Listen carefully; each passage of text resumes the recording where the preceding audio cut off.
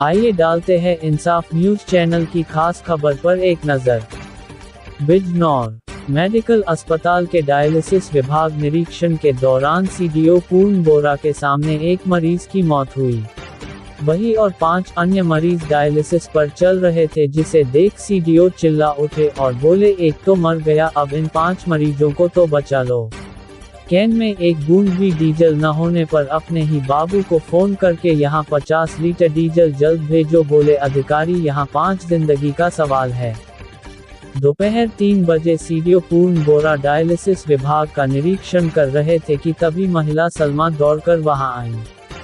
बिजली न होने पर डायलिसिस बीच में ही रुकने पर अपने बेटे की जान बचाने की दुआएं लगाने लगी।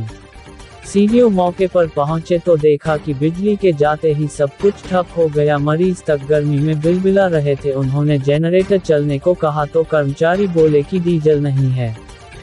किसी ने बताया मैनेजर डीजल के पैसे नहीं देते, इसलिए ऐसा हुआ। वार्ड से बाहर आकर डीजल की कैन देखी तो उसमें एक बूंद डीजल नहीं था। उस समय 3:30 बज चुके थे। सलमा बेटे सरफराज की हालत बिगड़ने की बात कहकर रोने लगी।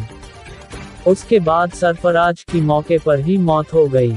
इंसाफ न्यूज चैनल से प्रधान संपादक इमरान उस्मानी की खास रिपोर्ट। सलमा क्या हुआ है आपके लड़के के साथ? मैं तो अच्छा लाई थी, अपने को 10 बजे है आ गई थी। डायलिसिस हो रही थी सबकी। मैंने कहा भैया किस टाइम लगेगी? 11 बजे डायलिसिस पे लगाया इन्होंने। सही था, डायलिसिस पे होती रही, 1 घंटे की हो गई थी। ये इन्हें बुलाया, तुम्हारा लड़का बुला रहा। उनका क्या कह रहा, मुझे ठंड लग रही। मैंने कहा बेटे दन का इंजेक्शन लगा दियो रे। अना हमारे पास ना है। मैं भागी मेडिकल पर गई, वहाँ से मैं वो लाई इंजेक्शन लाई। इंजेक्शन लगवा दिया। लगा दो रे, अन वो लगा देगा। उनका तू ही लगा दे रहे, वो लगा देगा। जब दूसरा ने इंजेक्शन लगाया, बीपी की गोली है कि वो दे दो। मैंने कह रहे बीपी ना पिए रहे, मेरे बच्चे का बीपी ना पाया। मैंने दो भाई बीपी बढ़ गया। फिर इसे बुखार हो गया। बोली भैया रे बुखार हो रहा बड़ी तेज, गोली ला के दे दो से सरकारी अस्पताल से। चली गई भगी, भैया गोली दे दी। और उनने गोली दे दी, मैंने उसे गोली दे दी। कुछ देर के बाद वो बोला अम्मी चाय ला दे। मैंने चाय ला के दी। वो बोला अम्मी घबराहट सी हो रही। उनने कहा क्या हो रहा तुझे? अने घबराहट सी हो रही, कुछ और हो रहा नहीं। अच्छा तो क्या बोला इमरजेंसी में ले जाओ। और बच्चे को मैं कैसे ले जाऊँ रे इमरजेंसी में? मुझसे कैसे चला जाएगा रे? लाइट भागी, आधा घंटा ले लाइट ना आई। जब मैंने चाय ला के दी तो लाइट भागी पड़ी। जनरेटर नहीं चलाया? तेल ना था, 1 महीने से तेल ना, मैं तो ऐसी करवा के ले जाती है। 1 घंटा 1 आधा घंटा एकदम भागो जावती लाइट। मिनट पे डायलिसिस सही ना हो रही थी। ऐसे कोई सही हो रही क्या डायलिसिस? आपने इसकी शिकायत करी है प्रशासन से? आज भी आए थे, वेताधिकारों के चक्कर में ही तो मरे फिर रहे थे वे। जब भी तो जल्दी से ध्यान नहीं दिया। अम्मा तुम ले जाओ, मुझसे तो ना उठता भैया। जब उसका देख लिया नहीं, इसका काम हो गया ना, इमरजेंसी में ले जाओ। जब जा रहा भागे में। और सरकारी आदमी भी वहीं बाहर खड़े थे, फिर उन्होंने अंदर जाकर देखा। उतने कम वक्तों ने किसी ने भी कुछ ना करा। अरे कुछ तो कह देते।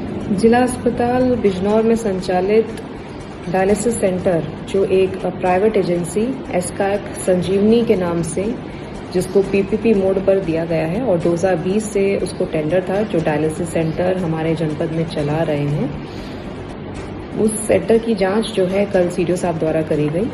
और जांच में कई कमियां वहां पर पाई गई।